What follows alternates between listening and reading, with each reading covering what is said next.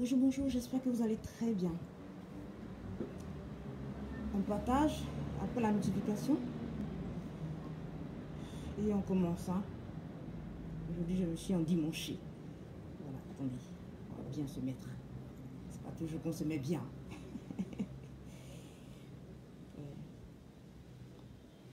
Je partage dans plusieurs groupes, mais pour l'heure, je vais mettre un peu de musique. Je vais vous mettre la dame qui a eu son anniversaire le 10 juillet. Une dame, une diva de la musique ivoirienne, avec sa fameuse chanson Le Jour. C'est le jour du jour de Conscience Nouvelle. Chantal Taïba, la dame aux 2 T dans le nom. Comme ça, j'aime l'appeler affectueusement. Le jour, Chantal Taïba pour vous faire plaisir. Et on commence. Pour l'heure, je partage.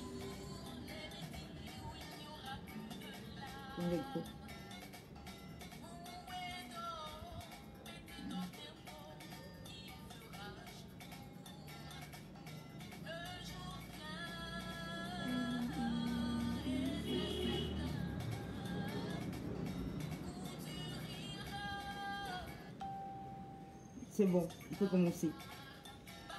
On va partager dans quelques groupes et on commence. Est-ce que vous l'entendez? Est-ce que vous l'entendez?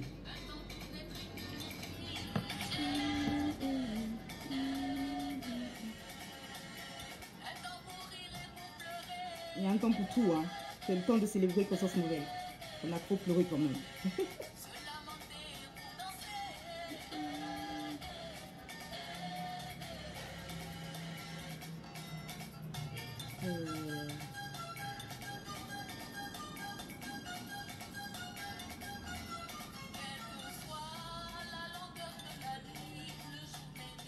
J'espère que vous allez très très bien.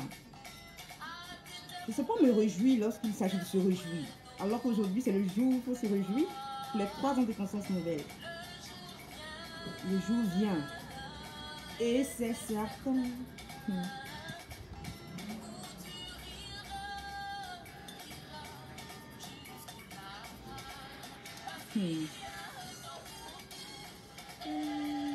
La grande Chantal Taïba, la diva, la femme aux 1000 mystères.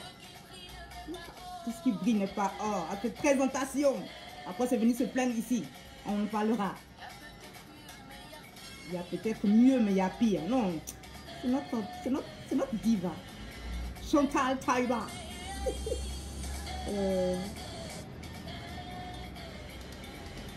Allez, on danse, on danse, on danse, on danse.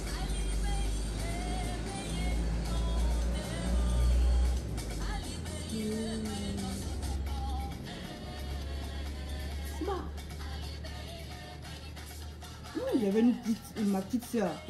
Elle aimait trop la chanson. Au début des années 2000, je pense.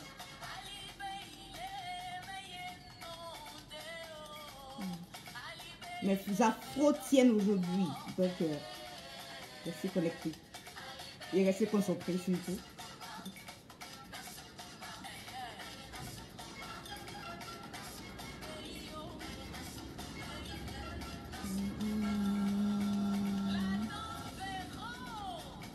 Aujourd'hui, l'espoir est plein.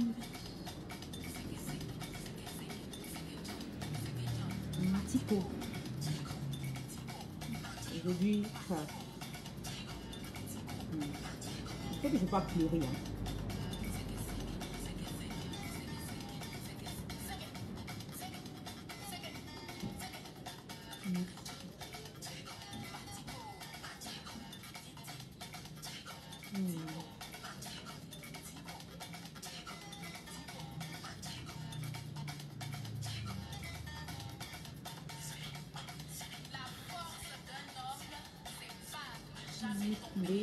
On de se relever à chaque fois qu'on tombe.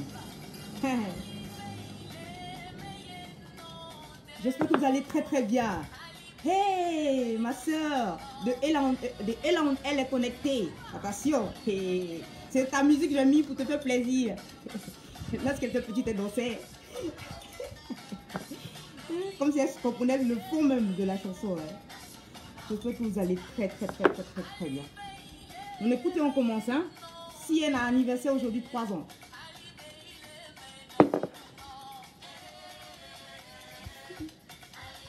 J'espère que vous allez très très bien.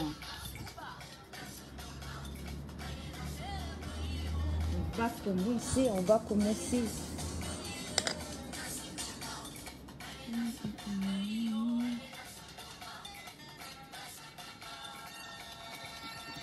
Pourquoi mon portable? Waouh, c'était Chantal Taïba, la dame aux 2 T dans le nom, Chantal Taïba.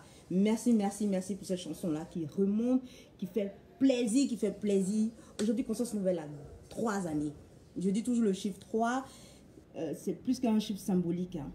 Lorsqu'on a pu tenir une année, c'est pas évident de tenir encore une 2e année, c'est pas évident de pouvoir fêter une 3e année qui donne la capacité à chacun de pouvoir, tout ce que vous regardez, d'avoir la force de pouvoir commencer. Je suis tellement fière de Conscience Nouvelle. J'ai du mal toujours à me célébrer. C'est pas évident pour moi. Je suis toujours en train de taper lorsque ça ne va pas. Mais lorsque je vois autour de moi, je sais que beaucoup de personnes ne peuvent pas le dire. Mais à travers Conscience Nouvelle, certaines personnes qui étaient cachées dans l'ombre, qui avaient honte de faire, d'entreprendre, aujourd'hui viennent sur Facebook et s'affichent. Hein. Il y a une dame, je lui dis coucou, elle a commencé depuis 2014, elle va se reconnaître, mais elle avait du mal, elle a même écrit qu'elle a eu du mal même à dire ce qu'elle faisait. Pourtant, elle est juriste comme moi, elle est née juriste comme moi, et elle s'est mise dans la cosmétique et tout ça. Et ça m'a fait plaisir parce que lorsque tu vois quelqu'un d'autre faire, c'est pas d'être en concurrence avec la personne, mais la personne te donne la force, la personne te permet de te dire, ah tiens, si elle arrive à faire cela, c'est que moi aussi je peux. Et tu cherches toi dans ta vie, qu'est-ce que tu peux faire et tu commences à faire. Rassurez-vous, soit on vous influence négativement ou on vous influence positivement. Priez qu'on vous influence positivement afin de pouvoir trouver le but pour lequel vous êtes sur cette terre. C'est très important. Votre bonheur là, ce n'est pas de vous marier, ce n'est pas de faire des enfants, ce n'est pas d'avoir un meilleur travail. C'est de trouver le sens de sa vie. Dès qu'on a trouvé le sens de sa vie, on peut construire sur cela. À chaque domaine de sa vie. Beaucoup de personnes n'ont pas trouvé, ils ne savent pas pourquoi elles sont sur cette terre. Ces personnes ne savent pas qu'est-ce que leur vie signifie.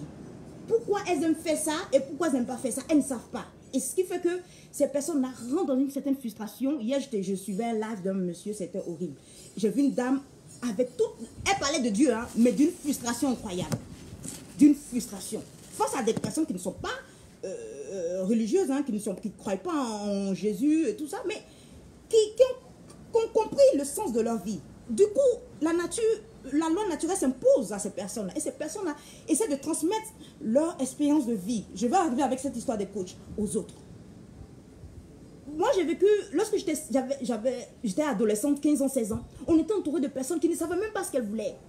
Elles étaient assises dans les quartiers, ça jouait au ludo, ça jouait aux cartes, et les gens ne savaient pas exactement pourquoi elles rêvaient. Ces personnes rêvaient seulement d'être en Europe. Aujourd'hui, la moitié ont pu atteindre l'Europe. Mais je vous assure que la frustration que ces personnes vivent, ces personnes-là sont devenues sur Internet des activistes. On va lutter, on n'est pas panafricain, je vais en revenir. Mais alors que ces personnes ont rêvé seulement, comme ce jeune homme qui est mort voilà, dans un avion et l'autre, je crois que c'est au Congo, ces personnes-là qui rêvent seulement de l'Europe. Ma vie n'est qu'en Europe. Tout autour de moi n'est que négativité. Ces personnes se sont retrouvées en Europe. Moi, heureusement que je n'ai pas fait 1 jour ou 2 jours en Europe. J'ai vécu là-bas. La misère. Au départ, lorsque les Blancs me parlaient, ils me disaient, mais tu cherches quoi ici? Je me dis, ah, c'est parce qu'ils ne veulent pas que je sois là. Mais non. Eux, ils rêvent d'être... Ils veulent que vous dégagiez l'Afrique. Désertez l'Afrique. Mourrez, crevez. Ils vont venir occuper l'espace. C'est parce que vous ne savez pas ce que vous avez. On ne sait pas ce qu'on a. Pourquoi? Parce que on n'agit pas comme il faut, dans le bon sens. Et ce qui fait que notre vie là, quand on voit notre vie, on a l'impression qu'on en enfer et que le paradis, c'est en Europe. Et quand ces gens vont, les greurs, se rendent compte que c'est que des factures, c'est que la frustration, tu te lèves le matin, la glace là rentre dans ton cœur, tu te rends compte que non, que tu t'es déraciné et que tout était de l'autre côté, mais parce que tu n'avais pas l'argent, parce que tu n'avais pas vu les opportunités autour de toi. Tu rentres dans un certain panafricanisme. Oui, c'est parce qu'on a pris notre argent de... Non. C'est parce qu'on a volé les colons ont volé nos richesses. C'est pour cela on est pauvre en Afrique et on vient chez les autres. C'est un mensonge. Donc, tous ceux qui ont réussi ici, là, tous nos parents, la génération de mon père qui ont réussi leur vie en Afrique, ce sont des quoi? ce sont des Jésus-Christ second. Qu'est-ce qu'ils ont de plus que ceux qui étaient en Europe qui espèrent qu'un président dégage pour qu'eux retournent au pays? Quelle est la différence? Les autres ont été sur place et sur cette place-là, ont tiré le meilleur. C'est tout. C'est pas chez l'autre. Tu peux même aller en Afghanistan, tu peux même aller dans le désert, mais tu peux transformer ce désert en oasis. Moi, je dis toujours, je vais aller en enfer, mais je vais transformer cet enfer-là en paradis. Parce que c'est un état d'esprit. C'est tout. C'est pas un lieu. C'est vrai qu'ils ont créé un certain social qui fait qu'ils vivent mieux que nous. Mais non. On peut réussir partout, mais il faut avoir l'état d'esprit qu'il faut. C'est vrai que les États en Europe ont mieux organisé la vie sociale qu'ici, mais à la fin, ils sont devenus comme des robots. Ils sont devenus comme des robots. Ils ont beaucoup d'argent. Ils sont comme les enfants un peu gâtés lorsqu'on est enfant, qui vivent dans des grosses villas, mais qui n'arrivent pas à apprécier le cadeau qu'on leur achète. Ils n'arrivent pas à apprécier cela. Alors que l'enfant qui est dans la rue prend des bouteilles, les capsules, transforme cela en des médaillons, joue au ballon et distribue cela à leurs amis. Ils ont appris à apprécier, c'est ce qu'on appelle le contentement dans la religion. Ils ont appris à apprécier ce qu'ils ont. Alors que les autres n'ont pas appris à apprécier. Pour eux, c'est quelque chose de normal. Donc, c'est pour cela que Conscience Nouvelle existe.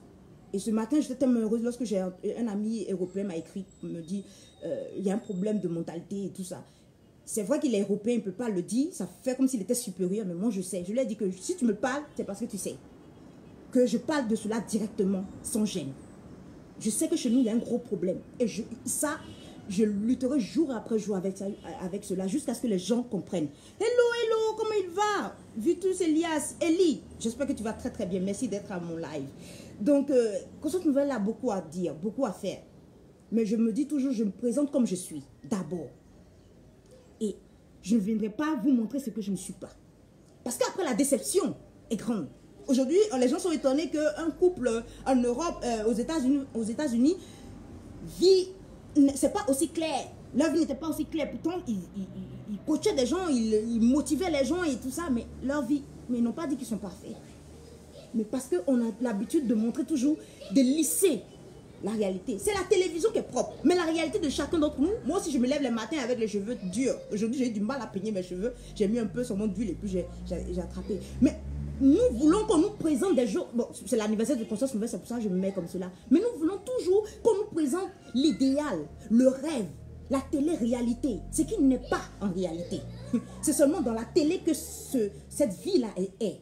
Mais la réalité, quand tu vis cette réalité, c'est pas ce que tu croyais ou c'est pas ce à quoi tu t'attendais. Et la souffrance est là, l'amertume. Et il faut savoir que nous, êtres humains, nous sommes des éternels insatisfaits. Nous sommes des êtres de désir, comme on dit en philosophie. Donc on est insatisfait. Tu vas rêver des 4 portables avec 4 trous ici, 7 trous ici. Tu vas l'avoir, du moment où tu l'as, tu désires autre chose. Donc tu es satisfait de l'avoir, mais tu es insatisfait de ce que tu n'as pas encore. Donc tu es l'éternel insatisfait. Donc il faut apprendre dans ton esprit le contentement. Et c'est ça aussi Conscience Nouvelle. Travaille sur votre état d'esprit afin de réfléchir autrement pour prendre les meilleures décisions dans votre vie. Parce que la qualité de votre vie dépend de votre attitude, votre façon de réfléchir et votre capacité à pouvoir prendre des bonnes ou des mauvaises décisions. Quand on dit bon ou mauvais, on dira c'est relatif. Faites très attention à tout ce qui est relatif. La relativité, ça a créé la médiocrité. Je m'arrête là.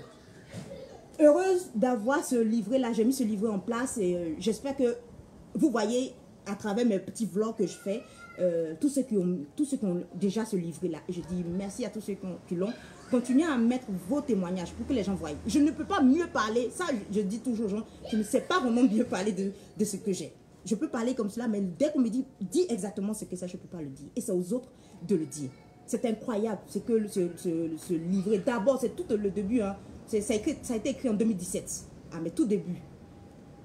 Ça regorge des choses qui vont vous permettre de pouvoir changer là.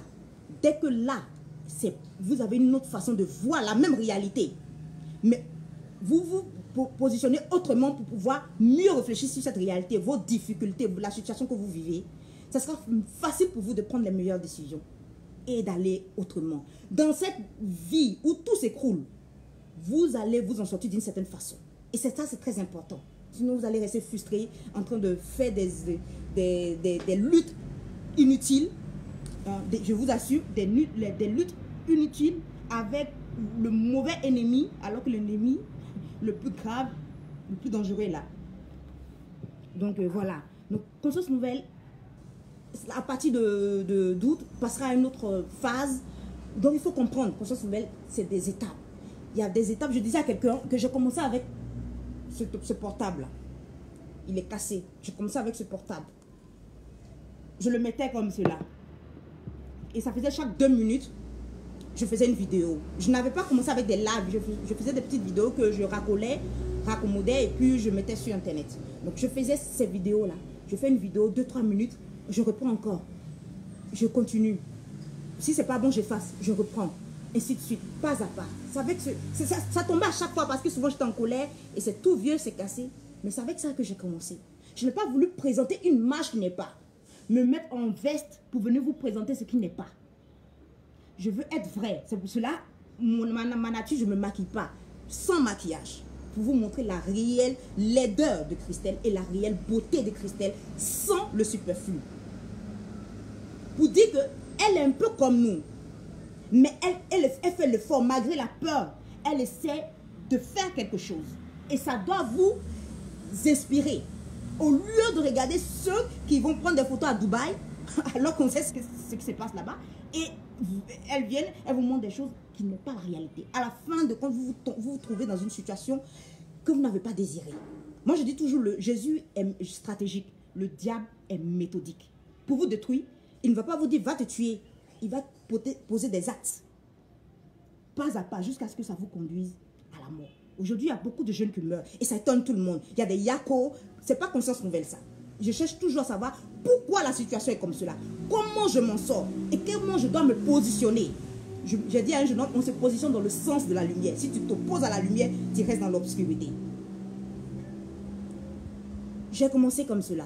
Après, j'ai eu ce portable qui ne tient plus trop bien, mais qui est toujours là. Après, j'ai eu ce portable qui est un peu plus sophistiqué. Et maintenant, j'ai un iPad. Et j'ai eu d'autres choses. Je vous assure que on ne peut pas trop bien expliquer, mais c'est comme si la situation, dans l'atmosphère, des choses se mettent en place. Il y a des gens qui veulent vous aider. Et tout commence à se mettre pas à pas en place. Dans la douleur, hein. Dans la douleur. Je vous assure que chaque soir, quand je vais me coucher, je suis attristée. Mais quand je me lève, il y a toujours un mot qui me vient en tête. Fais ce que tu as fait, Christelle. Fais ce que tu as fait. Je n'attends pas d'avoir une belle robe. Je n'attends pas d'avoir des cheveux bien coiffés. Je n'attends pas tout ça. Je fais avec ce que j'ai. La laideur de Christelle se présentera à vous. La beauté pure, dans son sens pur, se présentera à vous. Afin que vous sachiez que ça, c'est la bienvenue dans la réalité. C'est pour cela le slogan de Conscience Nouvelle, c'est rien n'est gagné d'avance dans la vie. Si rien n'est perdu, si rien n'est gagné d'avance, rien n'est perdu non plus. Donc, c'est pour vous rassurer. Mais je ne veux pas dire des choses pour faire plaisir aux gens. Parce que je ne suis pas venue sur Internet pour chercher des amis. Et je ne fais pas Conscience Nouvelle pour avoir des amis. En ce jour, Conscience Nouvelle est devenue une structure, une entreprise. C'est là que je vais tomber directement, avant de tomber sur l'affaire de Eloge. Conscience Nouvelle est devenue pas... Au départ, c'était une vision. Quand je dormais, je rêvais que j'étais enceinte. Je rêvais que j'étais enceinte. Et je ne comprenais pas. J'ai cru qu'il fallait faire très attention à mon cycle. Mais en fait, puisque je suis une femme, Dieu, pour me faire comprendre la situation, me faisait croire que... essayait de me faire comprendre dans mes rêves que je suis forte. C'est dans la réalité que je suis faible par rapport à la situation, au système qui est en place. Je suis forte. J'ai la capacité de pouvoir surmonter les difficultés. Et quand j'étais en Europe, j'ai surmonté des difficultés incroyables. Aujourd'hui, si vous me dites de le faire, je ne pourrais plus le refaire. Mais quand il y a un problème, j'ai cette capacité-là de pouvoir trouver des solutions. Ça prend le temps que ça va prendre, mais on trouvera des solutions. Parce que j'ai cette capacité. Déjà, mon subconscient, je reviendrai avec cette histoire de coach et psychologue. Mon subconscient, dans mes rêves, puisque là, je n'ai plus ma conscience. Quand je dors, c'est mon subconscient qui travaille. Mon subconscient dit à ma conscience, hey, tu peux le faire. Si tu te réveilles, fais-le. Mais quand tu te lèves, que tu rencontres des gens et tout ça, tu as peur, c'est clair. Donc, ça a commencé par un rêve. Je rêvais que je tombe enceinte à chaque fois. J'avais peur. À l'époque, le pauvre copain à l'époque, il ne faut pas que je tombe enceinte. Je vais voir le gynécologue. Oh, j'ai peur, oh, c'est quoi, alléluia. Alors qu'il faut s'abstenir normalement. Bon, bref. Et au fil du temps, j'ai commencé à avoir des difficultés et je ne sentais pas l'amour dans ce que je faisais. Alors que je suis quelqu'un, j'aime ressentir au plus profond de moi les choses. Jusqu'à ce que des situations se présentent à moi et l'entrepreneuriat s'est imposé à moi. Je n'ai pas vu les autres faire. L'entrepreneuriat s'est imposé à moi. Et j'ai trouvé un coach qui parlait de ce qu'on peut vivre de ses talents. Je vais vous parler de coaching tout à l'heure. On peut vivre. C'est lui-même qui m'a proposé ce livre-là. J'ai dit aux gens de le lire. Moi, je l'ai lu il y a 3 ans de cela. Mais quand ce matin, j'ai feuilleté, j'ai dit waouh. Sans m'en rendre compte, j'ai lu, j'ai cru que je n'avais rien retenu. Mais quelques éléments s'est resté dans mon subconscient et j'ai commencé à mettre les choses en place. Quand il dit mettez les livrets en place, attendez. Il y a une partie pas des livrets. J'ai dit waouh, mais j'ai déjà mis mon livret, mais comment je le sais? Sans doute que je l'ai lu, mais c'est resté dans mon subconscient. Il dit mettez beaucoup les livrets en place et tout ça. Et pourtant, sans m'en rendre compte, j'ai mis un livret en place. Mais je ne me souvenais même plus de ce livre. Faites très attention. Vous pouvez écouter un audio, vous pouvez écouter quelqu'un. Mais la personne va activer quelque chose en vous que vous ne pouvez même pas vous ne pouvez pas appréhender dès le départ. Donc, hello, la Kini, comment tu vas? Elvie Manga. Oui, la très chère Elvie, je me souviens encore de la première vidéo. Quel chemin parcouru. Oh là là, merci. Elvie a une page, elle a commencé le blog avant moi. Mais Elvie, si tu peux mettre le lien de ton blog. Merci. Hello, la très chère Kini, comment tu vas? Merci d'être là. On va faire un résumé de Conscience Nouvelle et après on va parler de la fête de First Magazine de Loge, sans parler des gens. Moi, je ne suis pas là pour parler des gens, mais de la situation. Et puis, on va parler de la fête de Tonton Zach. La question que les gens se posent pour humilier certaines personnes, mais je suis obligée d'intervenir là. Donc, quand j'ai lu ce livre, je me suis dit, on a tous un message. Donc c'est vrai que les Américains ils ont une mentalité très protestante qui dit qu'il y a toujours le côté argent, oui ton message vaut des millions. Vous n'avez pas besoin que ça vaille des millions. Mais votre message là, ça peut vous faire vivre. Moi je connais des jeunes dans la rue, souvent j'ai du mal même à régler des choses, ouvrir une portière ou je sais pas moi, changer mes porte-clés. Il y a des jeunes à côté qui disent, maman, tanti, grande soeur, donne-moi, je sais comment je peux faire. Il a une expertise. Nous tous on dit, mais les petits, c'est des voleurs. Ils savent comment...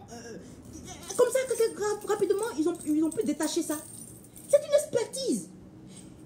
Un Américain aurait dit à ce jeune homme dans la rue que, petit, ce que tu fais là, c'est un don.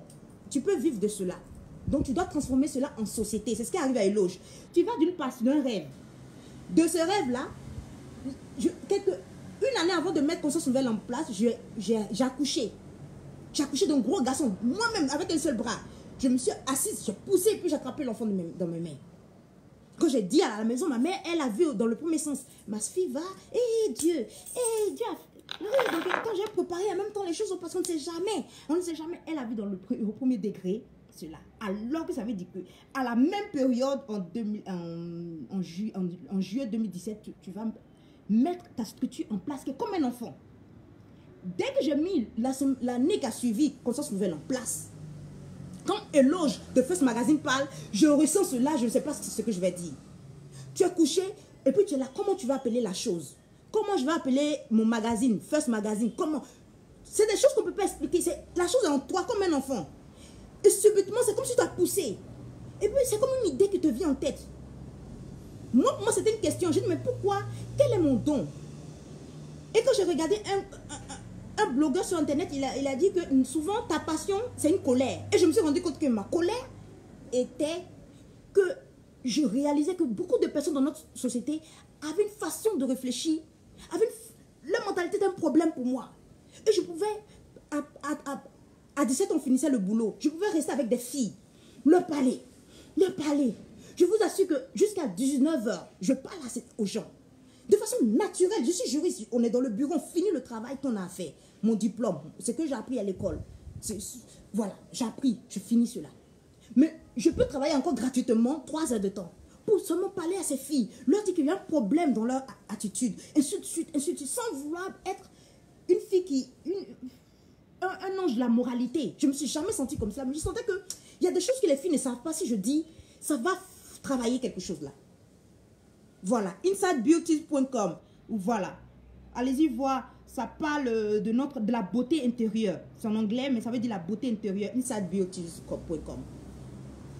Donc, je me suis rendu compte que ça me passionnait et je brûlais. Et quand on venait me chercher, j'étais en colère.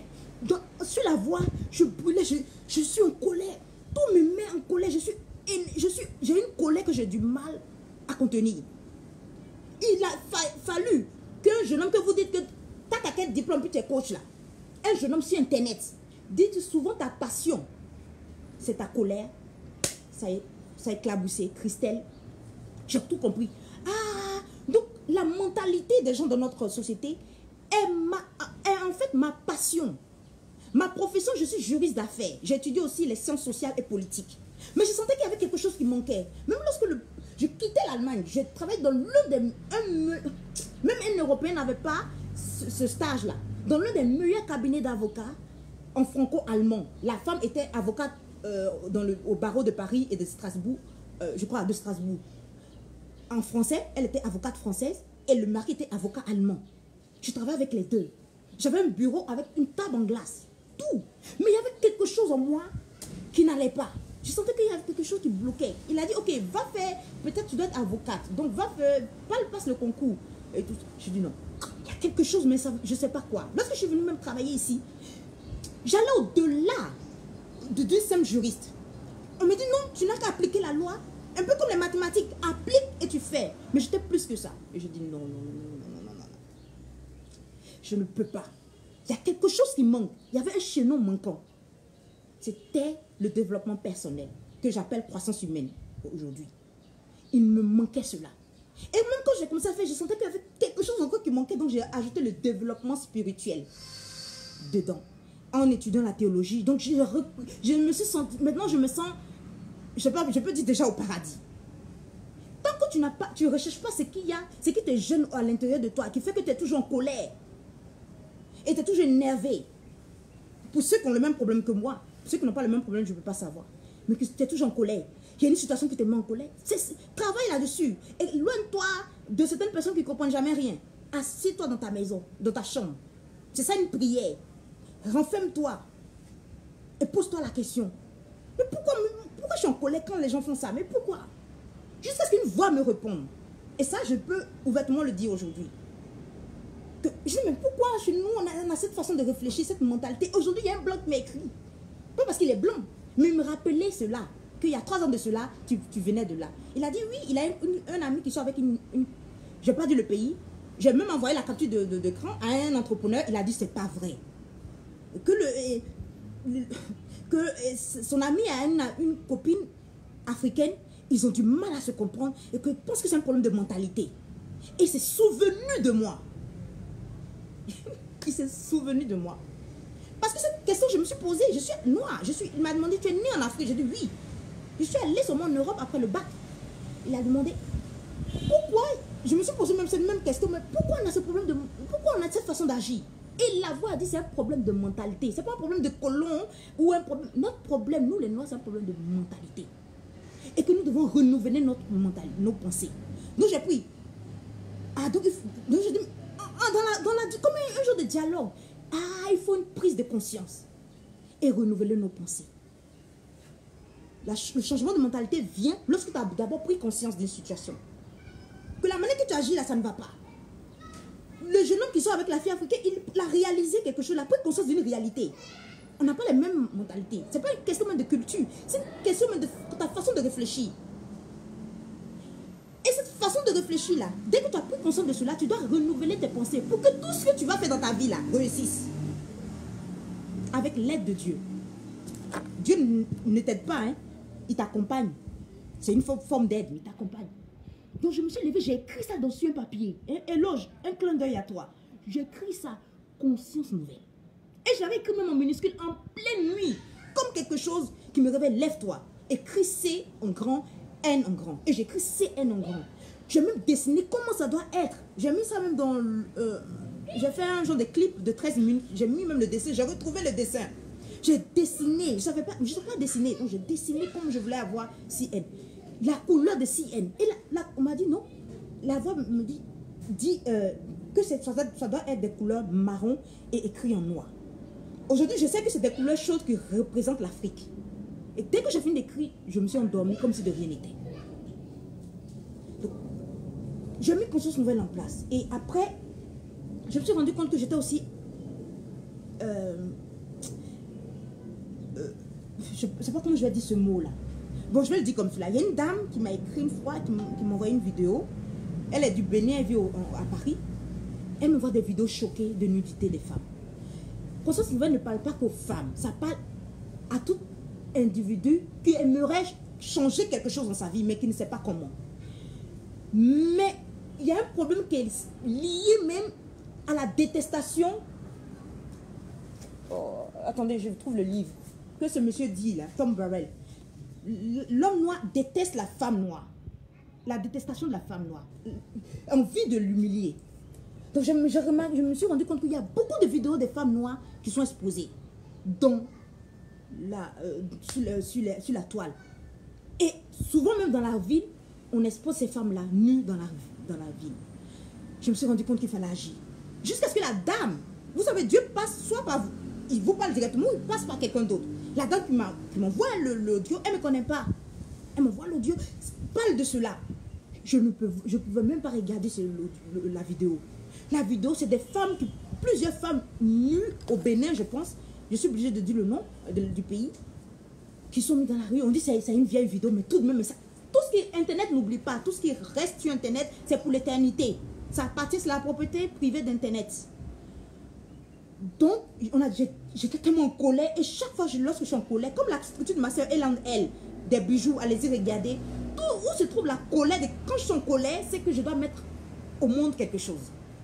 J'étais en colère. J'étais avec une de mes soeurs qui était venue de l'Allemagne en vacances. Je parlais, je dis, c'est pas possible. Je vais faire un live là-dessus, c'est pas possible. Elle me dit, mais Christelle, arrête de crier, arrête de toujours parler comme cela, ça ne va rien faire. Agis, fais ce que tu as fait. La nuit n'a même pas encore fini de donner de ses couleurs que j'ai commencé à écrire stop aux vidéos de nudité des femmes noires africaines. Je voulais me mettre sur la toile, mais il n'y avait plus de place. Stop aux vidéos de nudité des femmes noires africaines. Je n'ai jamais vu les Chinois humilier leurs propres sœurs. Je n'ai jamais vu des Blancs eux-mêmes humilier leurs propres sœurs. C'est toujours les nègres. Il faut qu'on dise ça, c'est pas des humains qui agissent comme cela. Aucune pudeur. La pudeur est liée aux Noirs. Aucune pudeur. Même si on dit la nudité, là, c'est lié à l'homme noir. Mais il y a des gens même qui viennent même dans ce groupe. C'est sur un groupe Facebook. Beaucoup de personnes commencent à aller là-bas. Mais je ne sais pas s'ils ont vu, parce qu'ils ont vu une nudité, ils pensent qu'ils vont aller regarder le porno. Vous savez ce que le porno fait dans la vie des gens? Ça détruit votre potentiel sexuel. Tapez YouTube, cherchez tous ceux qui luttent contre la pornographie. Vous allez voir ce que ça fait dans la vie des hommes. Les viols, les masturbations, tout ça, ça vient du porno. Donc ces gens, ils sont tellement habitués à voir la nudité des gens dans la rue qu'ils veulent humilier la femme noire. L'homme noir veut toujours écraser la femme noire, humilier. Mais la nudité de quelqu'un sur Internet où des milliers de personnes voient, c'est vouloir détruire la personne, c'est de tuer la personne. Mon père dit toujours quelque chose. Il dit, un fou, même si ces filles-là sont des filles folles ou frivoles, un fou nu, ça ne dit rien à personne. On voit tout son sexe dehors. Personne ne dit quoi que ce soit. Mais une folle nue, les gens accourent pour mettre un pagne sur elle. Pourtant, elle est folle. Et il y a d'autres filles qui ont des problèmes psychologiques, qui sont dans la vie, qui exposent leur sein et tout ça. Elles ont des problèmes psychologiques. On en arrive avec cette histoire de coach et tout ça. Elles ont des problèmes psychologiques. Il y a beaucoup de filles qui ont souffert de l'attouchement quand elles étaient petites. Donc, elles se révoltent. Donc, elles se disent, pour plaire à quelqu'un, il faut être nu. Donc, il y a des gens qui sont malades, vous venez les tuer encore. Et puis vous pensez que vous êtes humain. La nudité d'une femme là, c'est un sanctuaire. Dieu a créé cela comme un sanctuaire. Si tu ne sais pas ce que c'est qu'un sanctuaire, prends un dictionnaire et regarde. Faites un peu de recherche aussi. Regardez la nudité d'une femme, c'est se maudire. Tu es maudit. Parce qu'en la femme, même Dieu, pour ceux que Jésus est Dieu, même Dieu est né. Il a emprunté la voix. Lui-même, il s'est plié même à sa propre règle. Il a emprunté la voix pour naître.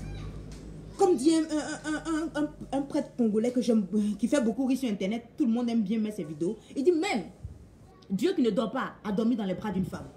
faut faire très attention. Même une prostituée qui est nue dans la rue, prenez un pain, mettez sur elle. Vous serez bénis. Et vos enfants. Il y a des hommes, ils ne savent pas pourquoi les femmes ne font pas des enfants et tout ça. Mais il y a une malédiction sur eux. Ils sont maudits eux-mêmes. Personne ne va vous maudire. Vous-même, vous êtes maudits. En train de balancer les vidéos des filles nues. On est sur Internet, on cherche une sensation forte. Vous voulez regarder du porno, il y a des gens qui en ont fait un travail. Rassurez-vous, hein, de façon juridique même. Si vous partez regarder même une actrice de porno dans son intimité, pourtant son intimité est toujours dehors. Elle fait son travail, c'est de montrer sa partie intime à tout le monde. Malheur à vous, vous partez filmer cette même grande star du porno dans son intimité. Lorsqu'elle n'est pas en train de faire un film là, et que vous balancez, elle peut vous assigner en justice. Et ça suffit que les Noirs sont toujours en train de penser au sexe. Ils savent qu'ils ne réfléchissent pas. Ils sont toujours dans le sexe. Ils sont toujours dans la promiscuité sexuelle. Toujours sexe. Et on ne réfléchit plus. Après, on est frustré. Tout le monde nous dépasse. Mais qu'est-ce que vous voulez? C'est pas un monde d'enfant de cœur, j'ai toujours dit aux gens. Donc, j'ai mis en place stop aux vidéos de nudité. Puisque je me rends compte qu'il y a des gens qui ont besoin de spiritualité. Mais hello, ma très chère. Oh là là, comme elle va, ma très chère, on a des années collège. Mets aussi ta structure, le nom de ta structure ici, s'il te plaît, ma très chère. Faust, je peux dire ton nom, tu n'as pas mis ton vrai nom, mais mettre le nom de ta structure ici, que les gens aillent voir c'est quoi. Voilà, c'est cette dame dont je parlais. On a fait le lycée ensemble, on a même la même... on a le même boulot, on peut le dire. Hein. On a la même profession de juriste. Et puis, elle a mis sa propre société en place un peu plus longtemps que moi, en 2014. Moi, j'ai mis en 2017. Mais c'est maintenant, elle s'affiche. Donc, bravo à toi et courage. Mets le nom de ta structure que les gens aillent voir. Donc, j'ai décidé de parler de la religion parce que beaucoup de personnes ne comprennent pas. Surtout, moi, je suis catholique. Si j'étais musulmane, je serais venue voilée. Si j'étais bouddhiste, il y a des gens qui écoutent des gourous, des coachs. Je ne sais pas s'il faut mettre même la vidéo. Des coachs hindouistes. Vous les voyez, ils sont barbus. Et puis, ils parlent tout doucement. Relax, zen et tout ça. C'est des coachs qui vous transmettent leur religion. Donc, la philosophie de leur religion hindouiste. Donc, il faut se calmer. Donc, voilà. Oui, mais la copie, colle, les gens préfèrent aller cliquer, puis directement, ils tombent là-dessus. Mets le lien. Donc, je dis, bon, il faut, comment je vais expliquer, quand ça se met en développement personnel, en croissance humaine, développement personnel et développement collectif. Voilà. Et j'ai rajouté ma profession pour ne pas avoir plusieurs sociétés. J'ai mis tout dans le même panier. Mais polyvalente suis-je de disciplines juridiques que je suis en droit des affaires et en développement personnel où je me sens comme un éveilleur des consciences. Quand je demandais à Dieu qui suis-je en réalité, je suis plus qu'une juriste, je suis plus qu'une politologue, je suis né éveilleur des consciences. C'est pour cela, lorsque j'étais enfant, j'étais trop éveillée. Tout ton qui vient ici dit ce mot. C'est là que je suis que, ah, c'est comme ça Dieu me voit. D'où cette photo que vous voyez là, c'est un coach William qui a pris cette photo. Lui-même, il reconnaît que, ah, c'est comme cela Dieu me voit. C'est pour ça que cette photo existe. Donc, je dis, bon, comment je vais parler du développement spirituel? Parce que beaucoup de personnes disent, les coachs parlent d'un développement sans Dieu, ce qui est une hérésie, c'est ce qui est très dangereux. C'est ce qui nous oppose aux coachs hindouistes ou aux coachs de développement personnel sans Dieu. Je ne veux pas dire le nom, vous les connaissez. Il y a d'autres qui sont au Canada que vous connaissez. Ils parlent mais ils ne mettent jamais le nom de Dieu. Alors qu'ils doivent tout renvoyer, tout développement personnel est lié au développement spirituel. Mais moi, je ne me dis pas que je suis une juriste chrétienne catholique. Je suis tout simplement une juriste. Et c'est une discipline propre. Comme un psychologue ne dirait pas, il est un psychologue athée. C'est une discipline propre. Mais quand on fait le développement personnel, il faut toujours se référer à Dieu aussi. Donc je dis, mais je ne vais pas me présenter comme une coach ou un éveilleur des consciences chrétiennes. Donc j'ai décidé de détacher le développement personnel du développement spirituel. Les deux vont de pair. Il n'y a pas de développement personnel qui tienne sans développement spirituel. Il n'y a pas de développement spirituel qui tienne sans développement personnel parce qu'on est corps et âme. Un prêtre, chez nous par exemple, un prêtre, on l'appelle le curé. Moi je connais en espagnol curar, soigner. C'est un soigneur d'âme. Il vous prépare à la richesse divine. Il vous prépare à aller au ciel. Mais tout en vivant sur cette terre. Un coach en développement personnel vous prépare à réussir votre vie. Je reviendrai avec coach Tonton Zach. Vous aide à gagner votre vie sur cette terre. Mais il ne faut pas penser que tout se termine sur cette terre. L'espoir, c'est vivre sa vie et la gagner sur cette terre. L'espérance, ça va au-delà de l'espoir. Donc, il faut les deux. Donc, j'ai détaché le côté développement spirituel et j'ai créé un groupe encore que j'appelle Cato Averti. Dieu, allez vous abonner, il n'y a que 8 personnes là-bas. C'est pour aider beaucoup de catholiques qui ne connaissent pas la foi et qui sont là, qui papillonnent. Moi, c'est grâce à des évangéliques qui ont commencé à raconter n'importe quoi. J'ai dit, mais c'est pas vrai, que j'ai commencé à faire des recherches. Je suis allée voir des théologiens. J'ai commencé à faire des recherches et ça a commencé à grandir ma foi. Jusqu'à ce que je tombe sur le cardinal Robert Sarah. Le grand cardinal Robert Sarah. Et j'ai commencé à grandir dans la foi. À grandir dans la foi. Et c'est très important. Donc j'ai mis cela pour ne pas tout mettre dans conscience nouvelle et puis étouffer conscience nouvelle. Donc conscience nouvelle, c'est en développement personnel et ou croissance humaine et en conseil juridique. Conseil là, on le donne juridiquement, on le donne aussi en développement personnel. Un psychologue aussi te donne des conseils. En spirituel aussi, on appelle cela quoi? Un cheminement, je sais pas moi, spirituel, un accompagnement spirituel. On te donne des conseils. Tu prends ou tu laisses. Donc voilà. Et j'espère que j'ai mis aussi stop aux vidéos de nudité. J'espère que ça va devenir une ONG plus tard pour pouvoir rétablir la dignité de la femme et respecter le corps de la femme. Même si elle-même ne se respecte pas, mais vous aidez cette jeune fille à respecter son corps. Parce que c'est cette société-là qui a obligé les filles à se prostituer. Vous voyez les jeunes filles aujourd'hui, soit vous voyez une sainte parce qu'elle cherche un mari ou je sais pas, elle aime Jésus jusqu'à je suis mariée à Jésus. Je ne sais pas si elle est une vierge consacrée ou c'est une vraie bordel. Tu la vois même, tu as l'impression de voir une sorcière sortie des fins fonds de la mer. Même mon Miwata même a peur de ces femmes. Pourquoi? Parce que c'est la société qui éduque les gens. Donc laissez les coachs en paix. Je reviens aussi là-dessus. Donc l'importance est notre mentalité. Si elle est bonne, on pourra accéder à n'importe quel développement. Je voulais vous montrer quelque chose. Mais dommage, je n'ai plus la page. J'avais mis une feuille là et ça a disparu. Voilà, en parlant de la pornographie. On observe par ailleurs pour une forme d'érotisation de plans entiers de la société. Je pense en particulier à la pornographie sur Internet. Les jeunes sont livrés sans défense à ces agressions visuelles violentes et les parents sont décontenancés, ayant le plus grand mal à protéger leurs enfants.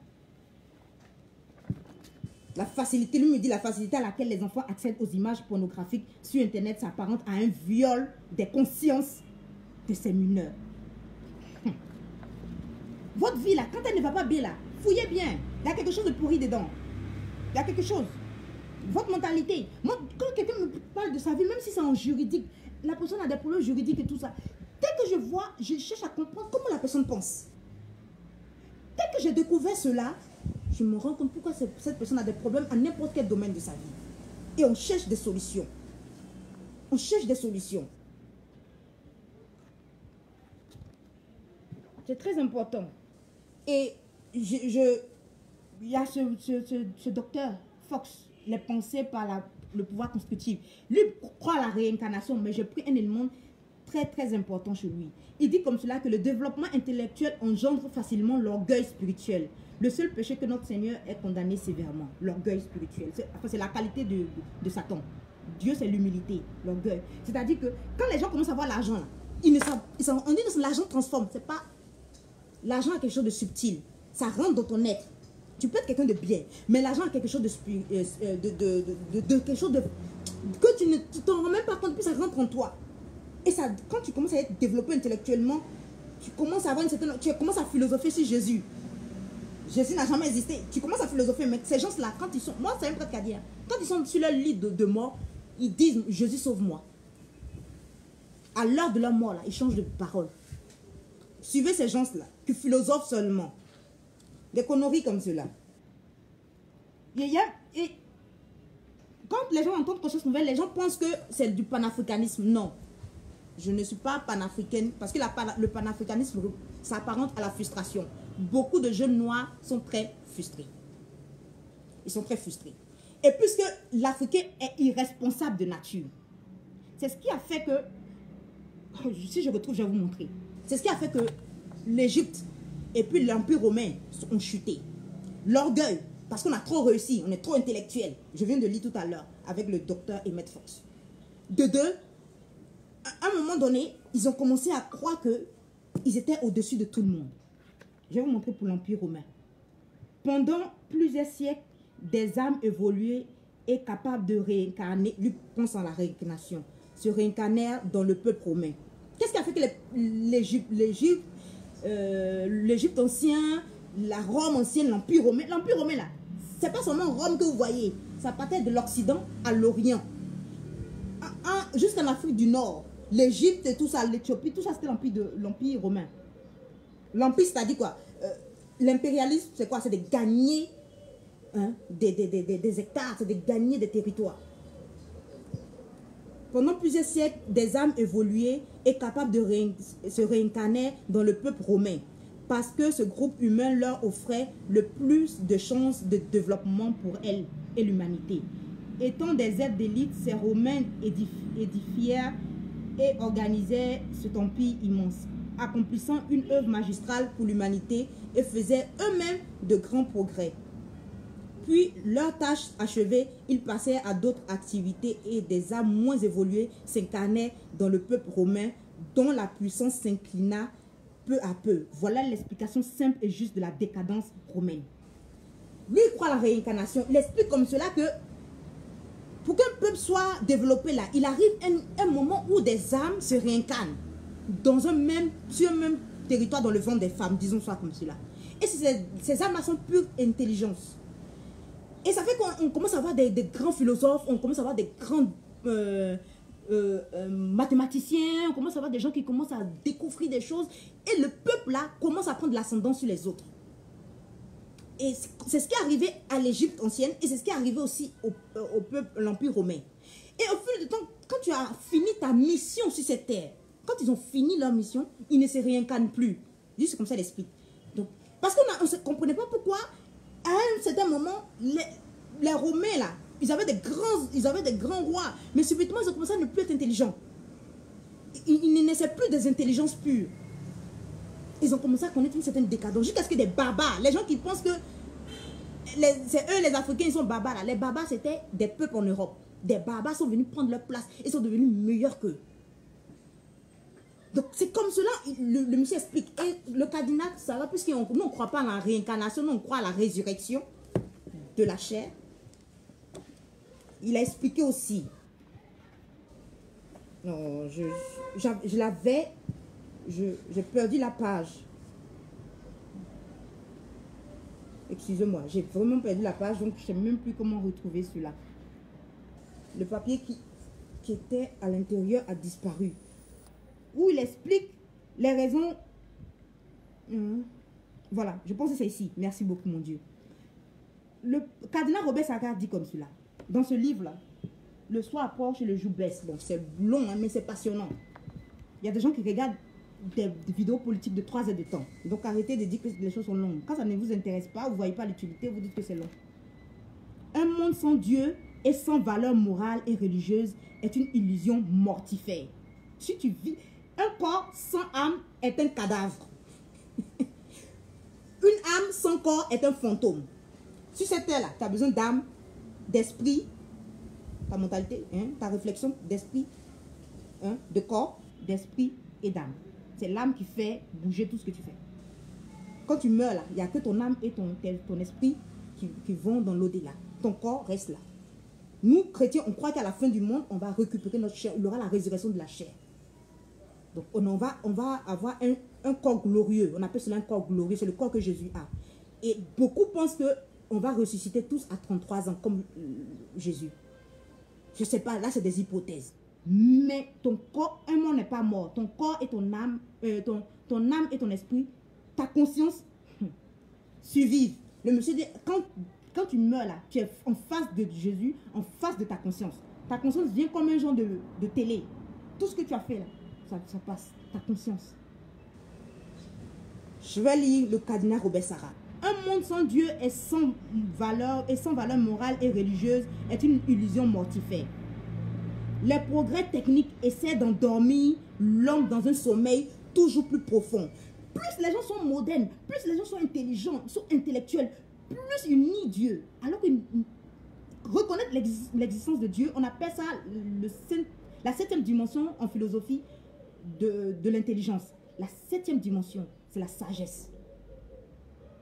Pour reconnaître que tu es intelligent là, tu dois croire en l'existence de Dieu. C'est la 7e qui manque toujours à la philosophie. La 7e dimension de la philosophie. Quand les gens sont intelligents, tu les vois, moi je vois des docteurs même panafricains là, à la télé là, ça raconte tout. Je les regarde, mon Dieu. Les civilisations égyptiennes et romaines ont disparu alors qu'elles avaient réalisé des prouesses impressionnantes. Je relis encore.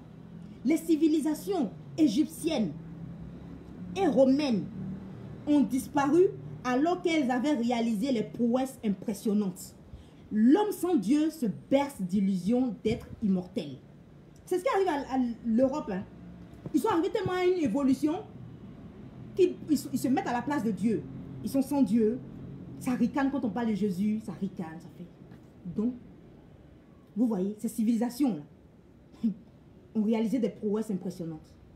Mais elles ont connu le déclin. C'est ce qui a fait que votre Égypte que vous parlez là. Nous, avant, on était égyptiens. Avant, là, nous, on pouvait faire des oui. Je dis toujours aux gens, la force des Européens, quand ils sont allés voler la connaissance égyptienne, ils ne sont pas restés entre eux pour dire que vous êtes des scripts, vous êtes des esclaves, il y a certains qui doivent connaître la connaissance. Ils ont divulgarisé la connaissance. Ils ont créé quoi? L'école. Pour pouvoir dominer des gens, il faut avoir une armée, une légion de personnes qui puissent défendre ton idéologie. Donc on est là, les gens font les jeux panafricanistes. Moi souvent j'entends même des panafricains, j'entends des gens, je dis waouh, ça sort d'où? Ils ne se disent pas. Jésus a des yeux bleus. Jésus est né dans une culture. Cette culture-là, bon, je ne suis pas sûre catholique averti, mais je vais vous dire deux choses. Parce que ça prouve l'inintelligence de ceux qui font un combat inutile. Jésus est né dans une culture. Il n'est pas descendu du ciel. Il est né d'une femme qui appartient à une culture. La culture s'appelle la culture palestinienne de religion juive. Comme moi je suis de religion catholique, j'appartiens à une culture africaine de la Côte d'Ivoire, d'un pays bien précis, ainsi de suite. Et quand tu nais là, tu ressembles aux gens, tu as presque la même apparence que les gens qui sont autour de toi. Donc Jésus, dans son existence terrestre, ressemblait aux Palestiniens. Moi, je connaissais une jeune fille qui sortait, lorsque j'étais tellement vécu des choses, Dieu merci. Dieu merci. Moi, je connaissais des jeunes Palestiniens. Il y a une jeune fille, elle vient d'un pays russe, je pense. Kazakhstan, aucune idée. Des pays russes. Elle avait un copain palestinien, réfugié en Jordanie, qui était en Allemagne. Il m'a même effrayé. Il était rentré dans notre lieu d'habitation parce que c'était ma colocatrice, ma coloc. Quand je me suis retournée, je l'ai vu, j'ai cru avoir vu peut-être un disciple de Jésus. Sans connaître même son origine. Il ne ressemble ni aux Arabes, il ne ressemble encore moins aux Européens. Ils ressemblent un tout petit peu aux Syriens, mais ils ne sont pas vraiment Syriens. Ils ont une apparence bien spécifique. Quand je l'ai vu, je pouvais imaginer à quoi ressemblait Jésus. Donc les gens ont des graphismes, ils ont le linceul de Turin, ils ont les visions de certaines personnes. Il y a des gens qu'on vu, donc qu'on décrit. Et quand tu vois même les filles qu'on vu, les voyantes qu'on vu, la Vierge Marie, il y a d'autres qui l'ont vu noire. Elle a pris l'apparence des voyantes de Rwanda. Vous faites la Vierge de Kibeyo, elle est noire. Quand tu prends un Guadalupe de Mexique, elle est métisse. Comme si elle vient d'un père espagnol et d'une mère indienne. Elle est métisse. Tu prends même de Garambondal, elle est métisse. Parce que lorsque tu passes de l'autre côté de la rive, dans l'au-delà, Tu peux prendre n'importe quelle apparence. Tu peux t'adapter à l'apparence de la personne à qui tu veux apparaître. Mais quand Jésus était sur cette terre-là, il a vécu 33 ans là. Quand il était sur cette terre-là, il avait l'apparence des Palestiniens. Voilà. Le pays Israël vient d'être créé en 45, je ne sais pas. Mais c'était la Palestine où Jésus était. Il y a d'autres qui étaient galiléens, il y a d'autres qui étaient... tout ça. Donc, il avait leur apparence. Il ne peut pas avoir notre apparence. Ils étaient ni blancs ni noirs. Et puisque pour nous, Jésus est Dieu. Donc quand il apparaît à certaines personnes, lui il apparaît rarement par rapport à sa mère. Mais quand il apparaît avec l'apparence des gens de la culture. Pour ne pas qu'on soit désorienté. Il y a des gens, il y a un musulman qui dit il a vu Jésus, mais il n'a pas vu son visage. Parce que lui, dans sa mentalité musulmane, on ne peut pas représenter Jésus. Donc quand il a respecté cela, il a respecté sa conception de la chose. Donc il est venu, on ne peut pas voir son visage, c'était très lumineux, mais il dit, il voyait ses bras, ses mains, tout ça. Et le monsieur avait la même, il dit, il avait la même couleur de peau que lui. Parce qu'il a respecté cela. Parce qu'on est à l'image de Jésus, on a l'image de Dieu. Quand tu as l'image de quelqu'un, ça veut dire quoi? On n'a pas dit que Jésus a l'image de l'homme blanc. Donc quand les blancs se représentent Jésus, ils se représentent à leur image. Mais pourquoi les blancs, les noirs là? Il y a quelque chose ici, ça ne va pas. Tu vois des intellectuels qui viennent s'asseoir gaillardement et qui racontent beaucoup de choses. Il suffit qu'ils aillent voir un théologien. Moi, quand je ne comprenais pas l'islam, j'écoutais Tariq Ramadan. Aïe! Écoutez! Allez apprendre. Vous pouvez ne pas être d'accord, mais vous êtes là, vous flottez sur votre ignorance. On dit Jésus, Dieu a ton image. Donc toi, quand tu vas voir Dieu, là, moi, un blanc, un chinois, ainsi de suite. Vous prenez même tapez sur internet, Akita, la Vierge d'Akita, elle a les yeux bridés.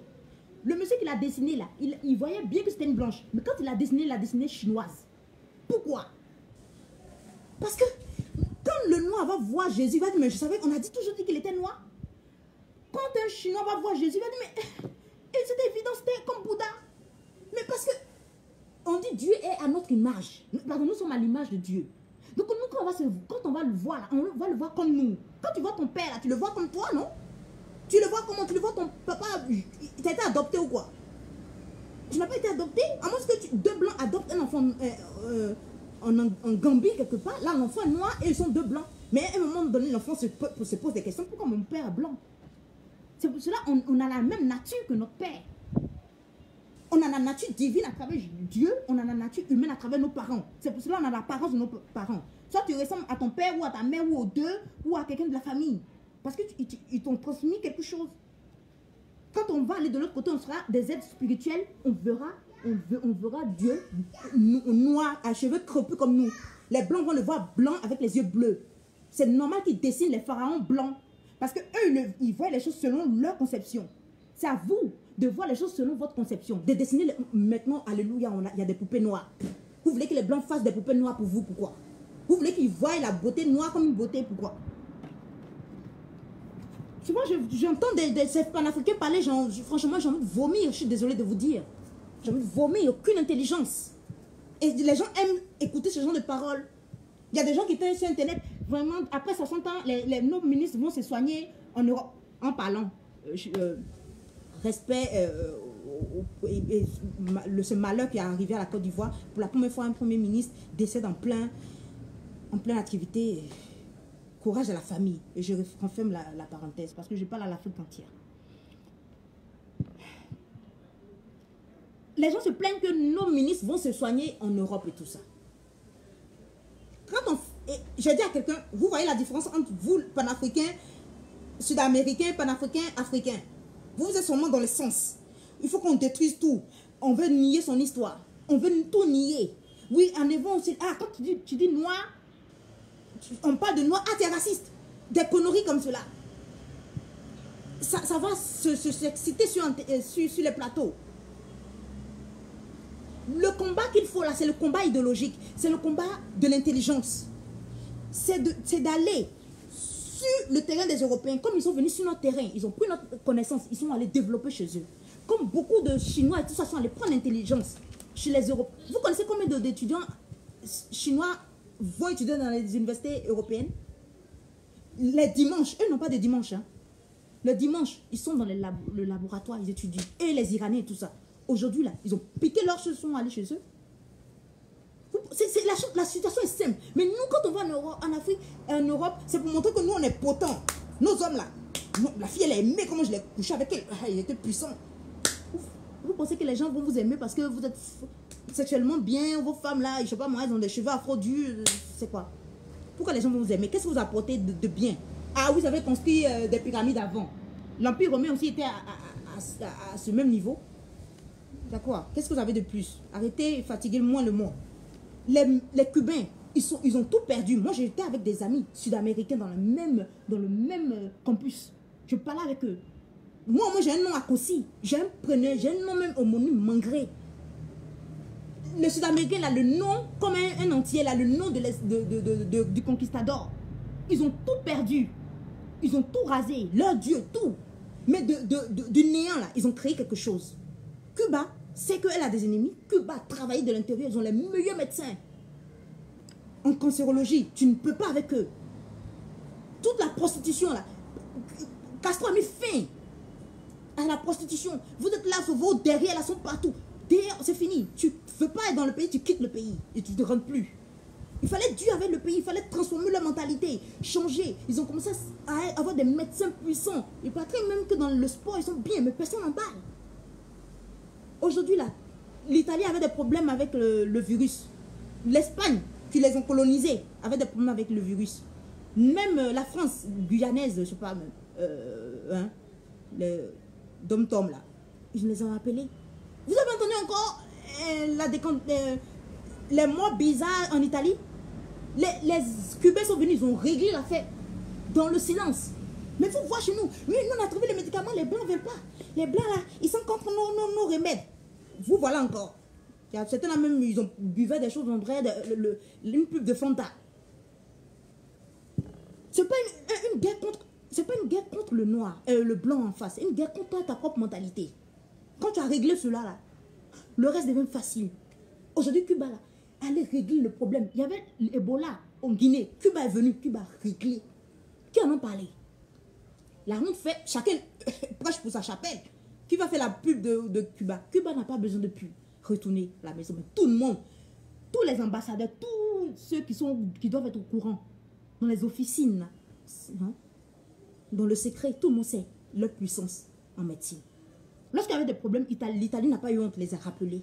Vous avez entendu encore des morts en Italie? Ils ont réglé cela. J'ai dit à quelqu'un, tu ne vas plus entendre les pics de crise de Corona. Ça va s'arrêter calmement. Parce qu'eux, ils ont des remèdes. Eux, ils ont travaillé. Quand tu veux faire, le panafricanisme, c'est le panafricanisme contre moi. Ce n'est pas le panafricanisme contre l'autre. Je ne peux pas changer mon histoire. On t'a violé, on t'a violé. Tu peux pardonner l'histoire. Tu peux pardonner à ton violet. Ou aux enfants, aux ancêtres. Tu peux pardonner. Mais le viol, ça fait partie intégrante de ton histoire. Hélas. Tu prends cela, tu te transformes en quelque chose de bien. Tu peux donner des conseils à d'autres jeunes filles qui ont vécu des problèmes de viol. C'est-à-dire que tu as réinventé, à travers quelque chose de sale, tu as créé quelque chose de bien. Et c'est ce que Dieu veut de toi. Pas rester dans la haine du blanc. Quand je vois ces panafricains, tu sens qu'ils sont frustrés. Quittez l'Europe. On ne veut quitter. Oui, on est en train de voler. Viens, tu vas préserver ce que tu as. Ce n'est pas la matière première qui fait un pays, c'est la matière grise. Les gens ne sont jamais allés au Luxembourg. Si tu as ça, c'est ça que tu monnaies. Le messenger millionnaire. Tu monnaies cela. Et c'est ça. Cuba, quand tout le monde déteste, personne ne doit faire des affaires avec Cuba. On allait les appeler parce qu'on sait, on connaît leur expertise. On ne va pas vous parler sur le langage. Hein. C'est venir prendre les masques de nos parents. Oh. Je ne veux même pas parler de ça parce que c'est énervant. On est toujours dans le théâtre. L'affaire Eloge. L'affaire Eloge, ça me fait...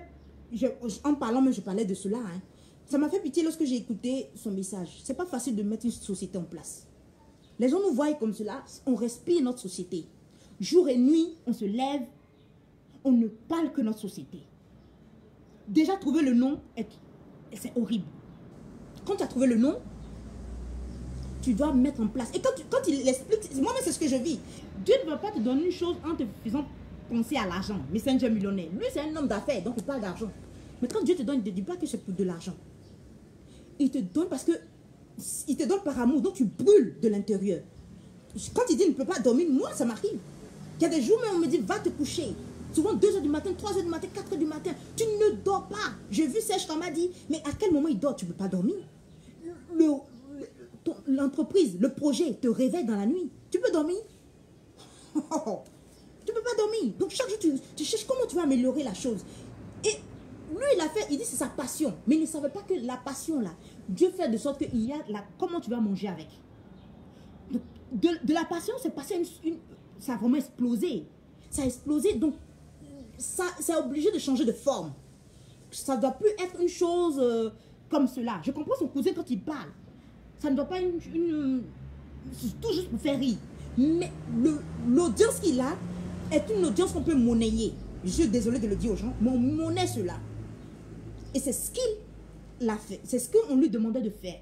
Mais lui, peut-être qu'au départ, il ne savait pas que ça allait prendre cette ampleur-là. Mais jamais, en chacun d'entre nous, Dieu a mis ce projet, ce désir.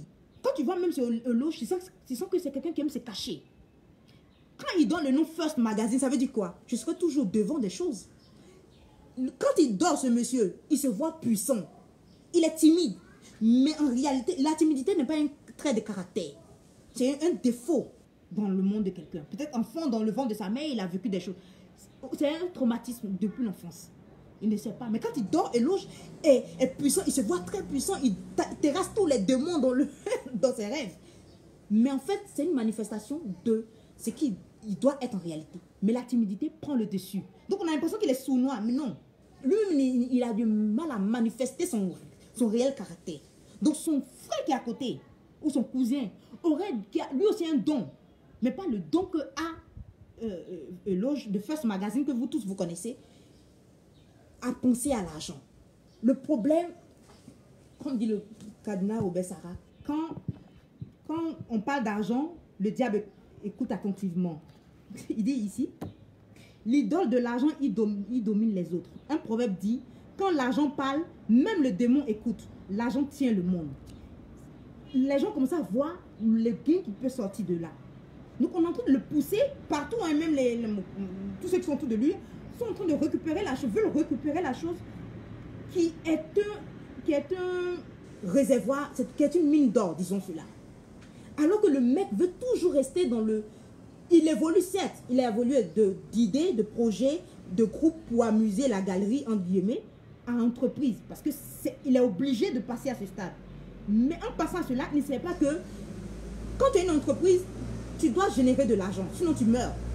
Je suis désolée de le dire, mais c'est ça. Si tu es une ONG, tu vis de dons. Mais quand tu es une entreprise, tu as un but lucratif, ça c'est le droit, tu es obligé d'être dans une entreprise. Et c'est ce qu'il est. Et le problème, comment générer cet argent? Les autres tout autour veulent prendre la part du gâteau. Et c'est ce qui arrive. Quand il dit les naïfs, le pauvre ne sait pas que ce n'est pas la naïveté. Dans une relation, peu importe la relation qu'on a, c'est une relation de confiance. Il a été abusé. On appelle cela en droit pénal des affaires, abus de droit. Pardon, abus de confiance et abus de biens sociaux aussi. On peut même rajouter cela. C'est ce qu'il a vécu. De façon civile, son frère est propriétaire. C'est pour cela que je détestais le droit. On demande qui est le propriétaire, c'est lui. Peu importe les manœuvres qu'il a pu mettre en place, c'est lui. Peu importe les intentions. En civil, on ne regarde pas les intentions, on regarde les faits, les preuves. Il est propriétaire. S'il est propriétaire, il peut faire tout ce qu'il veut. Il peut dégager qu'il veut. Un propriétaire, on dit c'est celui qui a la bus, l'usus et le fructus. Il peut abuser, il peut vendre cela à qui il veut. Abusus, c'est ce que j'ai dit, fructus, il peut en tirer les fruits. Les gens qui viennent mettre la publicité, ils demandent de l'argent et tout, c'est normal, il est devenu une entreprise. Il doit vivre des gains qui rentrent. Et puis, abusus, fructus et l'usus, il peut utiliser comme il veut. Il peut mettre la photo de qui il veut. Il peut faire sortir qui il veut de sa structure. Donc, quand il est propriétaire, il est propriétaire. Hélas, il s'est fait avoir. Donc, il faut s'en rendre compte qu'il y a eu un abus de confiance dans le droit pénal des affaires. Il y a eu une certaine infraction. Donc, il faut s'il veut qu'il aille devant les juridictions pour régler cela, parce qu'il s'agit d'argent. Oh, affaire d'argent, il n'y a pas de famille, baby. C'est les affaires. Quand les gens voient les millions, tout le monde rêve d'argent et personne ne veut faire le travail derrière. Mettre une entreprise en place, un nom. Alors que quand on est dans le domaine en développement personnel, c'est celui qui a l'idée qui est propriétaire. Je suis propriétaire de mon idée. J'ai mis l'idée en place, j'ai mis le nom, j'ai baptisé, j'ai mis mon enfant au monde, j'ai baptisé. Mon enfant m'appartient en fait. C'est comme un enfant en entreprise. Mais si vous voyez le terrain juridique, ça sera difficile. Mais le terrain en développement personnel, en matière entrepreneuriale, arbitrale et tout ça, on dira c'est celui qui est concepteur de la chose. Qui est concepteur de la chose? Le cousin n'a qu'à apporter une expertise. Et c'est ce qui est dommage chez nous les Noirs. Toi, tu as une expertise, tu sais parler, avec toute ton arrogance. J'ai écouté même le cousin, j'avais peur. Quelle arrogance! Je ne veux même pas dire ce qu'il a redit même. Donc, il a mis une idée, il a réalisé, il en a fait un business. Son succès vient de ce qu'il n'a pas vu l'argent d'abord. Beaucoup d'entre nous, quand on va être entrepreneur, on voit qu'on va gagner des millions. Ce qui fait qu'on est frustré et Dieu ne peut pas nous accompagner, Dieu ne peut pas nous aider à fructifier ce don qu'il nous a donné pour pouvoir faire du bien aux gens. Le succès de Loge vient de ce qu'il ne s'est pas mis au devant. On n'a pas senti en lui qu'il voulait avoir l'argent avec. Il a été récompensé par le nombre d'abonnés et qui va lui permettre de vivre de cela.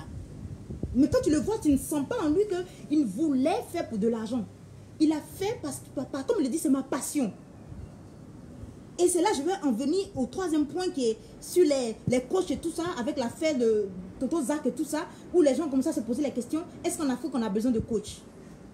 Est-ce qu'en Afrique on a besoin, on a plus besoin d'un psychologue que d'un coach? J'ai commencé à rire quand j'ai entendu les gens à la télé. Franchement, ceux qui viennent parler à la télé, qui se calment. C'est parce que vraiment, il y a des ignorants devant souvent peut-être. Parce que franchement, entre nous, Africains, je vais m'arrêter là. Je n'ai même pas envie d'être long sur cette histoire. Parce que franchement, je suis dépassée. Entre nous, quand tu dis à quelqu'un, entre nous noirs, quand tu dis à quelqu'un, soyons francs, de vous à moi. Quand tu dis à quelqu'un, va voir un psychologue, ça veut dire quoi? Qu'on est dans une discussion et tu dis entre noirs, je ne dis pas blanc, entre noirs, et tu dis à ton frère, va voir un psychologue. Qu'est-ce que tu veux dire? Qu'il est fou. Parce que dans notre conception, nous Africains, un psychologue égale à quelqu'un qui a un problème psychologique, mental, enfin un problème, il est déréglé, à la folie. Donc on confond peut-être un psychiatre à un psychologue. Un psychologue travaille sur ton subconscient. Un coach travaille sur ta réalité de vie. On a chacun d'entre nous une expertise, une chose qu'on a eu à vivre et qu'on présente au monde. Et puisqu'on ne peut pas jouer comme les cousins du quartier qui ont toujours de bonnes idées, mais qui n'ont jamais fait une société avec, un peu comme le pauvre Eloge, qui avait une bonne idée, qui sait comment rassembler, avoir un réservoir électoral. Il ne savait pas que c'est son don. Il a travaillé des années là-dessus. Mais ce don-là, le fruit-là, vaut son pesant d'or. On peut même, aller en bourse avec son nombre d'abonnés, 3 millions d'abonnés, de façon naturelle. C'est-à-dire en mettant des affiches, il a un. Moi, pour avoir 1000 abonnés, j'ai tellement souffert que même quand j'ai eu 100 abonnés, j'ai remercié. Parce que c'est un travail de fond qu'il y a derrière. Durant 3 ans. Il l'a fait durant 7 ans. Et ça a commencé à apporter. Sans penser à ce que ces personnes-là pourraient apporter comme argent. Et il est récompensé aujourd'hui. Mais l'erreur, c'est de ne pas penser business à la fin. Et s'entourer des personnes de confiance réellement. Et des vrais experts autour de lui. Donc du coup, chacun veut la part du gâteau. Et son cousin obligé de se souvenir, un peu comme avec Mark Zuckerberg. Tout ce qui était au départ, il y avait des jumeaux on parlait d'eux quand on était en Allemagne, que c'est eux qui avaient l'idée. Mais en droit, c'est celui qui a mis cela en réalisation, qui a posé cela sur papier, qui est le propriétaire. Même si c'est vous avez eu l'idée, on ne peut pas voler l'idée. Dès que vous avez fait sortir, ça devient pour tout le monde. Alors que chez Eloge, il avait l'idée, il a réalisé, il a seulement eu, il a eu seulement besoin d'une aide technique pour mettre en place son idée.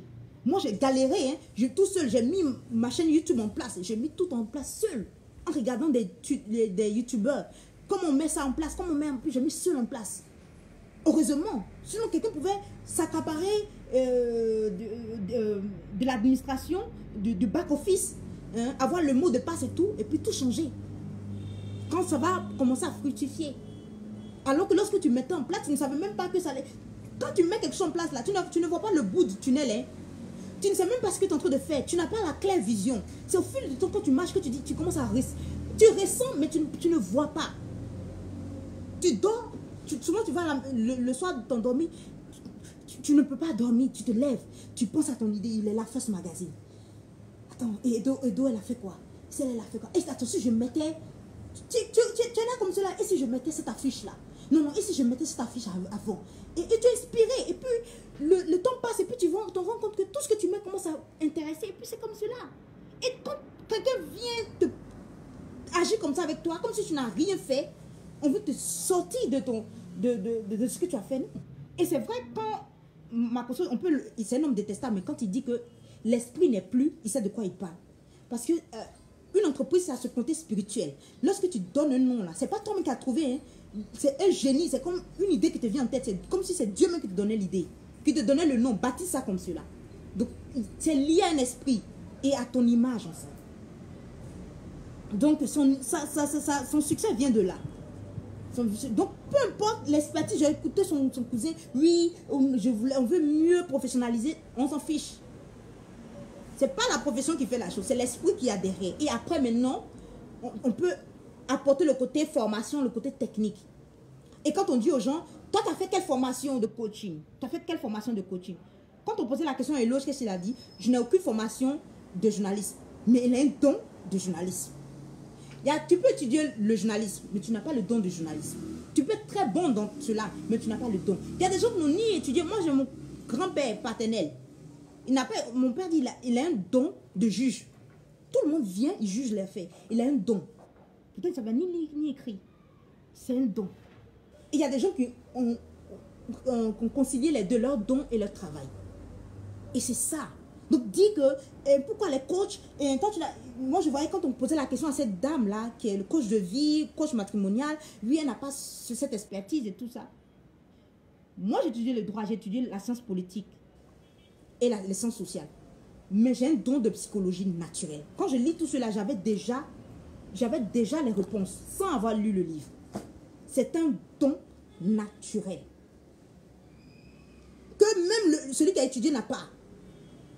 On dit oui, eh bien, tu es marié et puis tu donnes des conseils sur le mariage. J'ai la chance d'avoir vécu avec mes deux parents. Et j'ai vu que j'ai été témoin de la relation. Je peux donner un peu mon expertise là-dedans. Est-ce que quand vous partez chez un psychologue, vous demandez si le psychologue est marié? Il y a des psychologues qui ont des mal dans leur relation, mais qui sont psychologues en relation, qui sont des psychologues ou qui sont des sexologues. Il y a des sexologues qui ne sont pas mariés. Est-ce que vous allez demander au sexologue s'il est marié? Pour dire qu'il a appris, il a étudié la sexologie. Comme le psychologue, il a étudié la psychologie, tout ce qui est lié au subconscient, pour voir tous tes problèmes qui sont liés à ton enfance. Et c'est pour dire aussi que les coachs n'ont pas une bonne vie. Après, on découvre ce qu'ils ont fait avec le couple américain que nous connaissons là, et tout ça. Mais est-ce que vous savez que le plus grand psychologue, le père de la psychologie, Freud, Sigmund Freud, il avait des relations, je ne sais même pas s'il faut le dire, il avait commis l'inceste avec une de ses filles. Il est bien placé. Il faut souffrir un peu de problèmes psychologiques. Quelque part, psychopathe peut être bon psychologue. Lorsque j'étais enfant, je regardais un jour un film avec mon papa. Je ne comprenais pas, j'étais trop enfant pour trop bien comprendre. Et à un moment donné, je vois papa qui éclate de rire. Et quand tu es né pour faire quelque chose, c'est déjà depuis l'enfance que ça se manifeste. Je pose la question à mon papa, mais papa, pourquoi tu ris? Papa dit, il a tout compris maintenant le film. Le réalisateur a fait de sorte que personne ne comprenne jusqu'à la fin. Quand papa a expliqué, c'est resté pour toujours. Quand on a regardé le film, il y a un monsieur qui avait des soucis, il avait divorcé, il avait 2 ou 3 enfants. Difficile, puisque le mariage n'a pas marché. Et en Amérique, c'est tellement connu que quand tu as un problème, tu vas voir un psychologue au lieu d'aller voir un pasteur ou je ne sais pas moi, qui joue le rôle de coach en Afrique et de psychologue. en Afrique.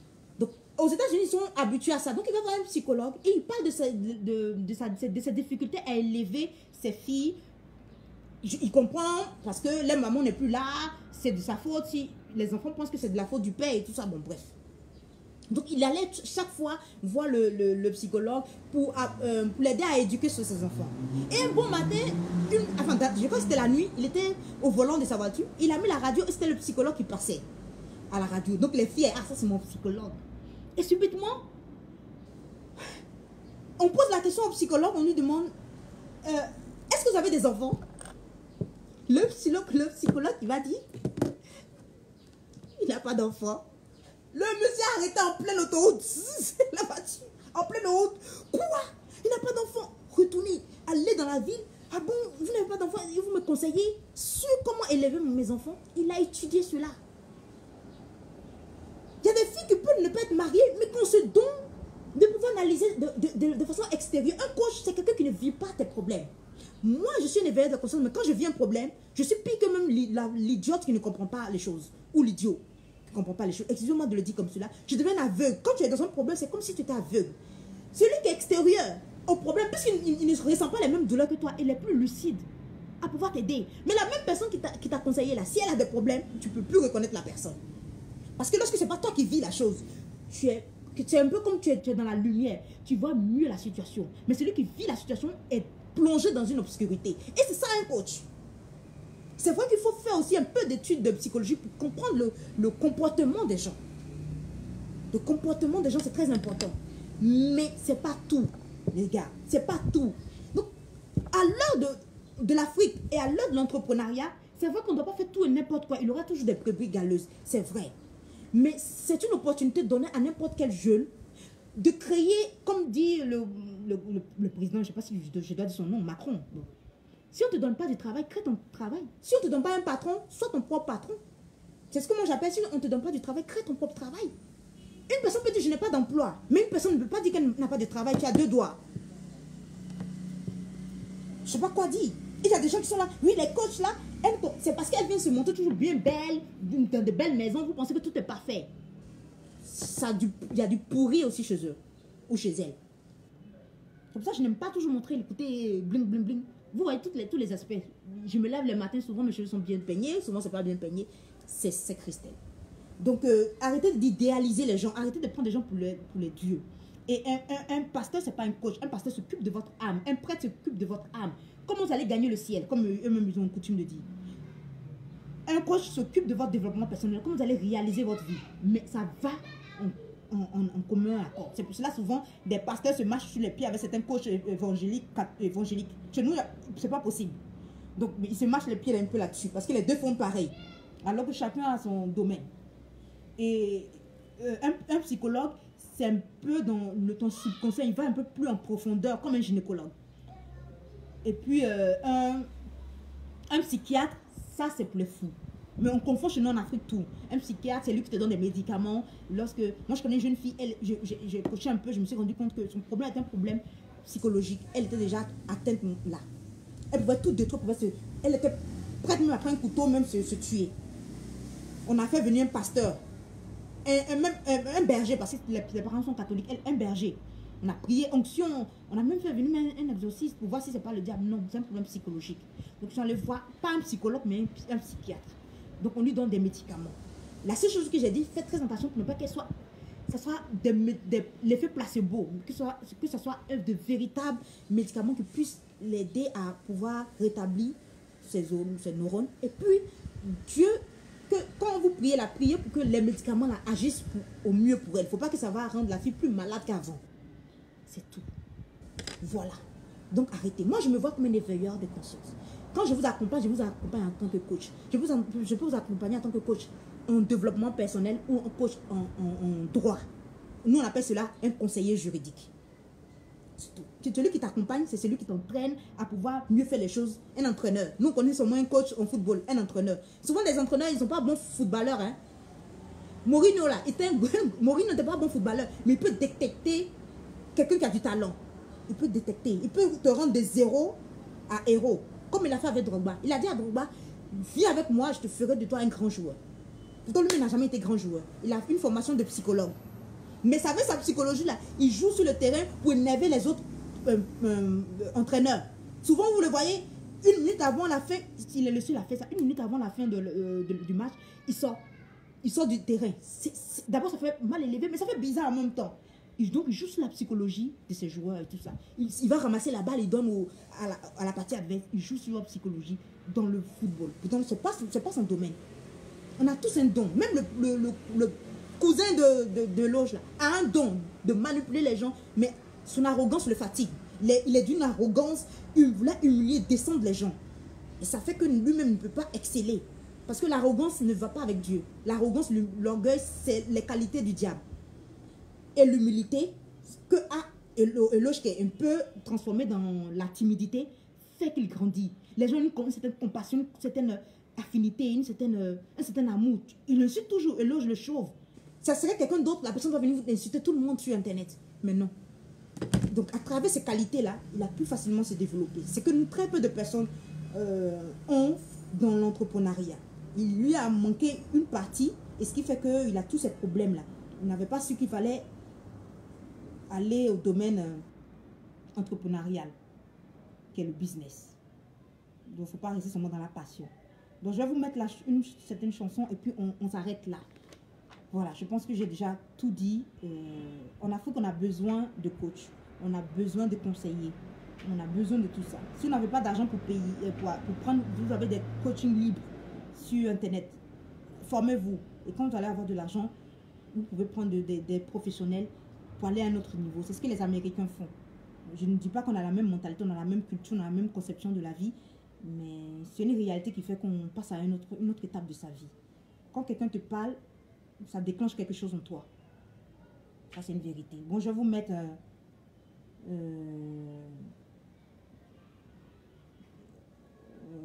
une chanson. J'espère que c'est ça. Hein.